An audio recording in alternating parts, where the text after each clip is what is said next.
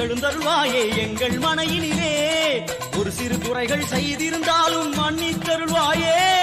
வந்தேன் இருந்தேன் சந்தோஷம்.